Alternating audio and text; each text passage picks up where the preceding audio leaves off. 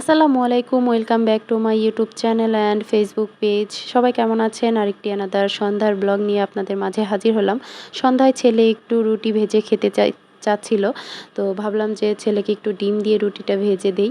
আর আমার ছেলে যেহেতু ঝাল একদমই অ্যাভয়েড করে, তবে টুকটাক ঝাল এখন খাওয়া শিখেছে, কিন্তু ও নিজে থেকে বলেছিল মা রুটিতে কাঁচামরিচ দিবে না, শুধু পেঁয়াজ দিয়ে ডিম দিয়ে আমাকে ভেজে দিবে। তো আমি এখানে একটি ডিম নিয়ে একটু পেঁয়াজ কুচি করে কেটে তারপর হচ্ছে তার মধ্যে এই তো পাউরুটিগুলা ডুবিয়ে ডুবিয়ে দুই পিঠ মানে ভেজে নিচ্ছিলাম।